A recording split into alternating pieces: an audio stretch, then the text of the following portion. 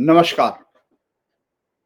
देश में रूसी राष्ट्रपति पुतिन और देश के प्रधानमंत्री मोदी के बीच में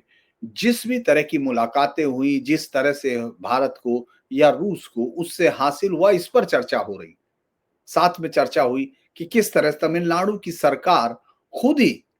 मंदिर के खिलाफ सुप्रीम कोर्ट तक और हाई कोर्ट में डीबी तक चली आई, यानी किस तरह से वहां की सरकार हिंदू प्रतीकों के खिलाफ खड़ी हो रही, हिंदू परंपराओं के खिलाफ खड़ी हुई।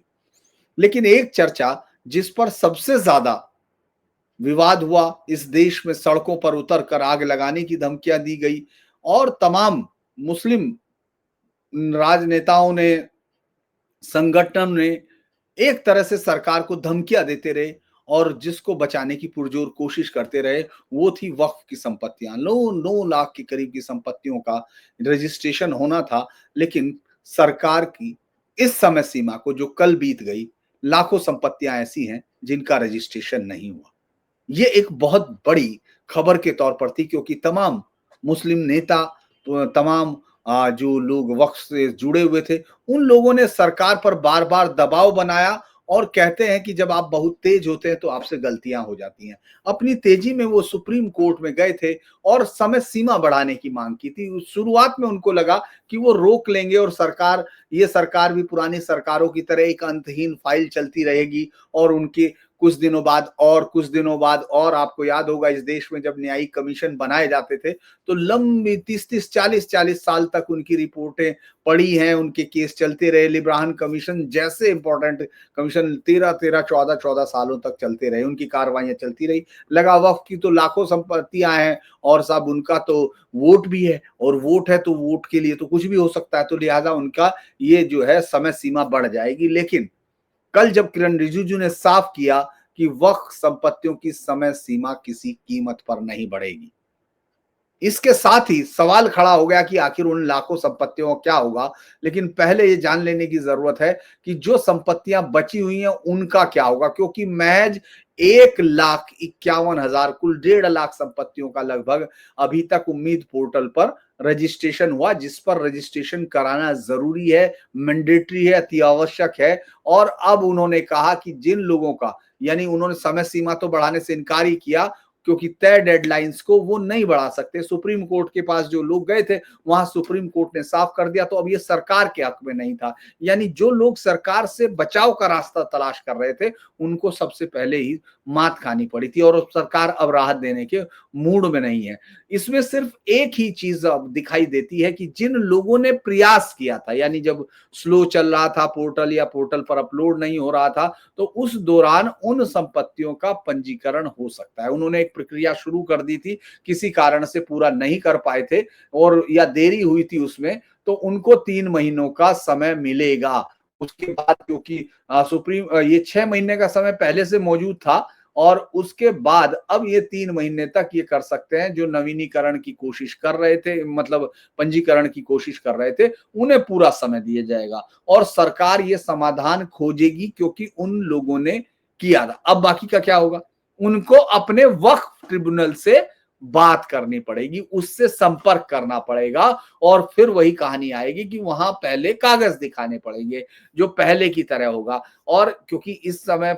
इस पूरे वक्फ को लेकर ही इस देश में तनाव था, क्योंकि वक्फ बाय यूजर, यानी जिस संपत्ति का कोई वो वक्फ के नाम नहीं थी लेकिन वो यूज कर रहे थे उसको, तो वो वक्फ हो गई। मस्जिद के बराबर में पड़ा हुआ प्लॉट वक्फ बाय यूजर हो गया। इस तरह की संपत्तियों का खेल तो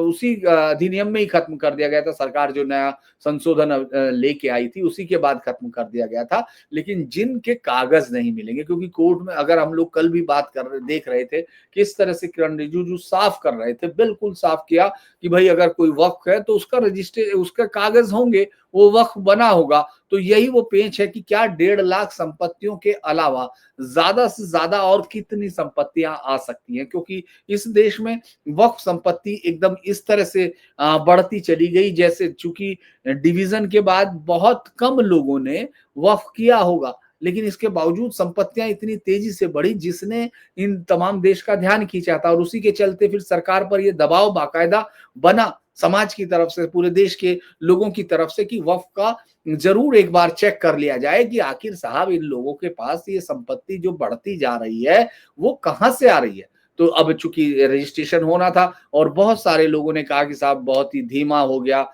लेकिन कुछ राज्यों ने इसके बावजूद अच्छा काम किया, ये वो भी देखा गया। कर्नाटक में हुआ, पंजाब में हुआ, जम्मू कश्मीर हुआ, इन तमाम राज्यों के लोगों ने अपनी ज्यादातर जगह को वक्फ करने की कोशिश की, चूंकि उनका मानना यह है कि जो संपत्तियां हैं, जब उन पर जो अवैध कब्जे है, उन सब को एक इन्वेंट्री तैयार करके उनको हटाया जाएगा, और पंजीकरण की तारीख न बढ़ाने की जिम्मेदारी तो उन्होंने कोर्ट पर ही दे दी। सबसे बड़ी जो चीज हुई कि 60,000 से ज्यादा जो उत्तर प्रदेश की जो संपत्तियां थी वो सबसे ज्यादा थी, 1,31,000 के करीब का रजिस्ट्रेशन होने की जरूरत थी। ये माना जाता है कि उत्तर प्रदेश में 1,33,785 अवकाफ में से महज 62,837 संपत्तियों का ही पंजीकरण किया जा चुका, चूंकि अब समाप्त हो चुकी, शुक्रवार को ही खत्म हो गई। अब जो 68,000 सुन्नी और 2,948 सिया वक्फ संपत्तियां हैं, उनका बोर्ड पर होना बाकी है। अब ये इसका मतलब ये अलग अलग जगह पर सब जगह ये दिक्कतें आएंगी, लेकिन इसमें ये साफ हो जाएगा कि कम से कम जितनी संपत्तियां अभी बची हुई हैं, जिनका रजिस्ट्रेशन नहीं हुआ है, जिनका वक्फ पर पोर्टल पर नहीं आए हैं, उनमें से ज्यादातर संपत्तियों के कागज नहीं है,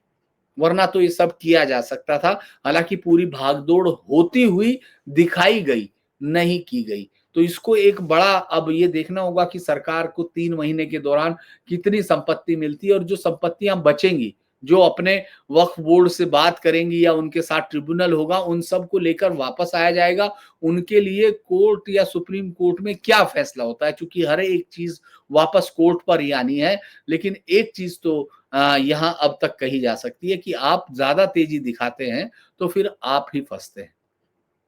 कम से कम वक्फ मामले में यही हुआ, और ये ज्यादातर मामलों में सरकारों की तरफ से जो तुष्टीकरण की नीतियां थी उनके चलते इस तरह के मामले पैदा होते रहे। नहीं तो वक्फ का रजिस्ट्रेशन ये बताता है कि अगर सही तरीके से जांच की जाती है, सही तरीके से देखा जाता है, तो जो जो आंकड़े झूठ मूठ के बनाए जाते हैं, या जिस तुष्टीकरण के सहारे एक तरह की जो जमीन पर कब्जा करो अभियान चल रहा था, जो एक स्कीम चल रही थी, वो बंद हो सकती है, बशर्ते आप में ताकत होनी चाहिए। तो मुझे लगता है कि इसको तो कहना पड़ेगा कि सरकार का जो एक आम आदमी का संदेह था, जो सरकार का संदेह था, वो लगभग पूरा, अब ये तो देखने के बाद होगा कि अब तरीका क्या निकलेगा, लेकिन 1,51,000 महज होना 9 लाख से ज्यादा संपत्तियों में, ये एक बहुत बड़े कदम की तरफ इशारा करता है, अगर इसको सरकार समझे तो।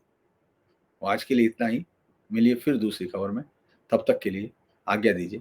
नमस्कार।